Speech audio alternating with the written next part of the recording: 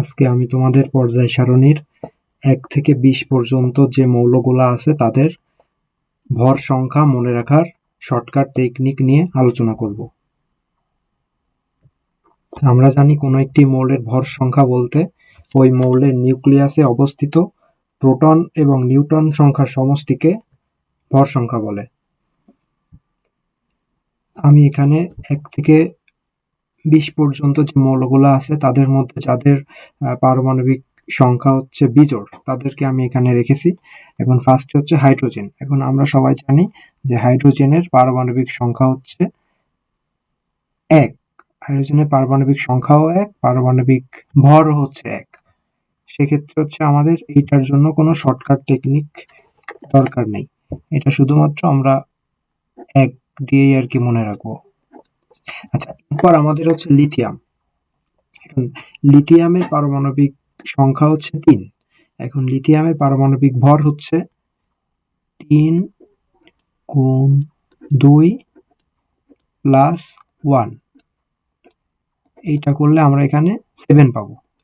তাহলে যে সকল মৌলের পারমাণবিক সংখ্যা হচ্ছে বিজোড় ১ থেকে ২০ পর্যন্ত তাদের ভর সংখ্যা বের করতে হলে আমাদের তাদের পারমাণবিক সংখ্যাকে দ্বিগুণ করে ১ যোগ করতে হবে।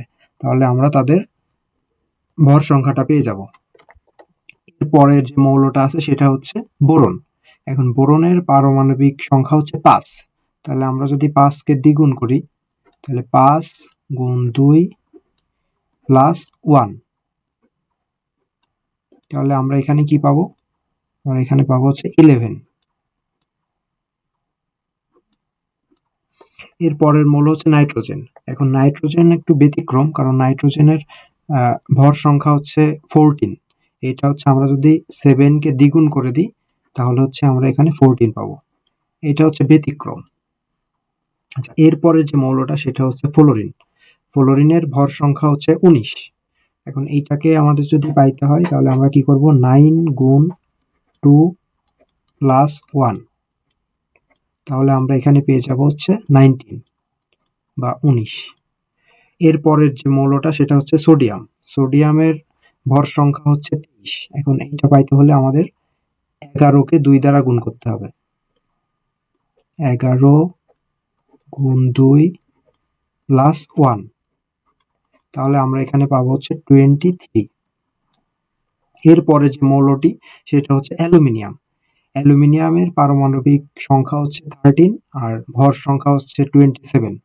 এখন এটা পাইতে হলে আমাদের আগে 13কে 2 দ্বারা গুণ করতে হবে। 13 গুণ 2 প্লাস 1, 27। পরের যে মৌলটি সেটা হচ্ছে ফসফরাস। ফসফরাসের পারমাণবিক সংখ্যা হচ্ছে 15 আর ভর সংখ্যা হচ্ছে 31 বা 31।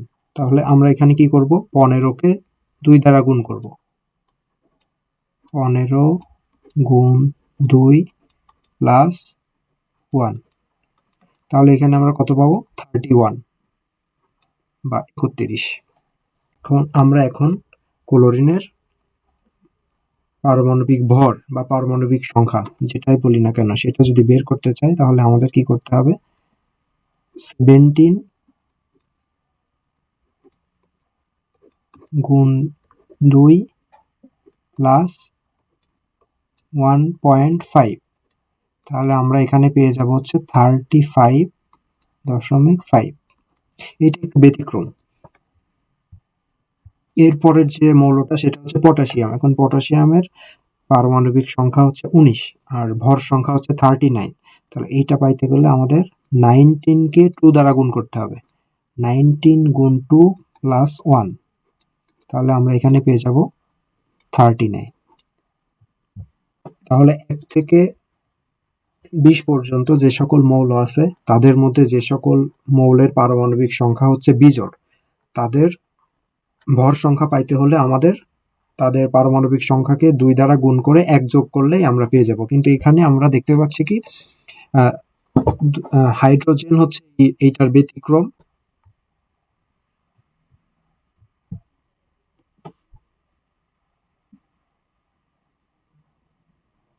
হাইড্রোজেন হচ্ছে এই বৈশিষ্ট্যটা মেনে চলতেছে না। তারপরে এখানে আমরা নাইট্রোজেনের ক্ষেত্রেও ব্যতিক্রমটা দেখতে পাচ্ছি, কারণ নাইট্রোজেনকে দ্বিগুণ করলে আমরা হচ্ছে তার ভর সংখ্যাটা পেয়ে যাচ্ছি। আর একটা ব্যতিক্রম হচ্ছে ক্লোরিন, কারণ ক্লোরিনকে আমরা যদি দ্বিগুণ করি তাহলে কিন্তু আমরা হচ্ছে তার ভর সংখ্যাটা পাই না। দ্বিগুণ করে 1 যোগ করলে আমরা তার ভর সংখ্যাটা পাই না। ক্লোরিনের ভর সংখ্যা পাইতে হলে আমাদের ক্লোরিনের পারমাণবিক সংখ্যাকে 2 দ্বারা গুণ করে 1.5 যোগ করতে হবে। আমরা এখন 1 থেকে 20 পর্যন্ত মৌলগুলোর মধ্যে যাদের পারমাণবিক সংখ্যা জোড় তাদের ভর সংখ্যা বের করা দেখব। এখন আমাদের এখানে প্রথম যে মৌলটি আছে সেটা হচ্ছে হিলিয়াম। এখন হিলিয়ামের পারমাণবিক সংখ্যা হচ্ছে 2। তাহলে হিলিয়ামের ভর সংখ্যা হবে হচ্ছে 2 গুণ 2 ইকুয়াল 4। তাহলে আমরা দ্বিগুণ করলেই যেসব মৌলের পারমাণবিক সংখ্যা জোড় তাদের ভর সংখ্যাটা পেয়ে যাব। তবে এখানে একটু ব্যতিক্রম আছে, যেমন বেরিলিয়ামের পারমাণবিক সংখ্যা হচ্ছে 4, কিন্তু ভর সংখ্যা কিন্তু 8 না, এটা হচ্ছে 9। তাহলে এটা আমরা কিভাবে পাবো? 4 গুণ 2 প্লাস 1, এটা কিন্তু ব্যতিক্রম। তারপর কার্বনের পারমাণবিক সংখ্যা হচ্ছে 6 আর ভর সংখ্যা হচ্ছে 12। তাহলে এটা হচ্ছে কি 6 গুণ 2 করলে আমরা হচ্ছে 12 পেয়ে যাব। এরপরে যে মৌলটি সেটা হচ্ছে অক্সিজেন। অক্সিজেনের পারমাণবিক সংখ্যা হচ্ছে 8। তাহলে অক্সিজেনের ভর সংখ্যা কত হবে? 8 গুণ 2 ইকুয়াল 16। এরপরে যে মৌলটি সেটা হচ্ছে নিয়ন। নিয়নের পারমাণবিক সংখ্যা হচ্ছে 10। তাহলে নিয়নের ভর সংখ্যা হবে 10 গুণ 2 ইকুয়াল 20 বা 20। এরপর যে মৌলটি সেটা হচ্ছে ম্যাগনেসিয়াম। ম্যাগনেসিয়ামের পারমাণবিক সংখ্যা হচ্ছে 12। তাহলে ভর সংখ্যা হবে 12 গুণ 2 ইকুয়াল 24। এরপরে যে মৌলটি সেটি হচ্ছে সিলিকন। সিলিকনের পারমাণবিক সংখ্যা হচ্ছে 14। তাহলে এইটার যদি ভর সংখ্যা আমরা বের করতে চাই তাহলে 14কে 2 দ্বারা গুণ করলেই আমরা পেয়ে যাব 28। এরপরের যে মৌলটি সেটা হচ্ছে সালফার। সালফারের পারমাণবিক সংখ্যা হচ্ছে 16। তাহলে আমরা কি করব? 16কে 2 দ্বারা গুণ করব। 16 গুণ 2 ইকুয়াল 32। আমরা এখানে সালফারের পরে যে মৌলটি দেখতে পাচ্ছি সেটা হচ্ছে আর্গন। তবে আর্গনের পারমাণবিক সংখ্যা হচ্ছে 18, কিন্তু ভর সংখ্যা হচ্ছে 40। এটা কিন্তু ব্যতিক্রম। তবে এটা যদি আমরা বের করতে চাই তাহলে আমরা কি করব? 18কে 2 দ্বারা গুণ করে তার সাথে যদি আমরা 4 যোগ করে দিই তাহলে কিন্তু আমরা এখানে 40 পেয়ে যাব। এটা কিন্তু ব্যতিক্রম। আর ক্যালসিয়ামের পারমাণবিক সংখ্যা হচ্ছে 20 আর ভর সংখ্যা হচ্ছে 40। তার মানে এটা আমরা 2 দ্বারা গুণ করলেই পেয়ে যাব।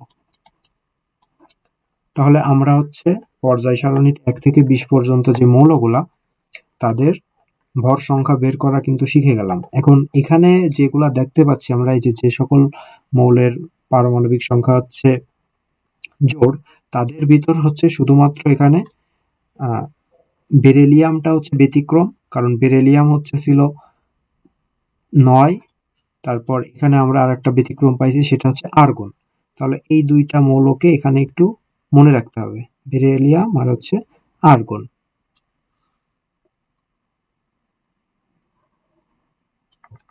তাহলে আজকে আমার ক্লাস এই পর্যন্তই শেষ। পরে অন্য কোনো ক্লাসে তোমাদের সাথে কথা হবে। ধন্যবাদ।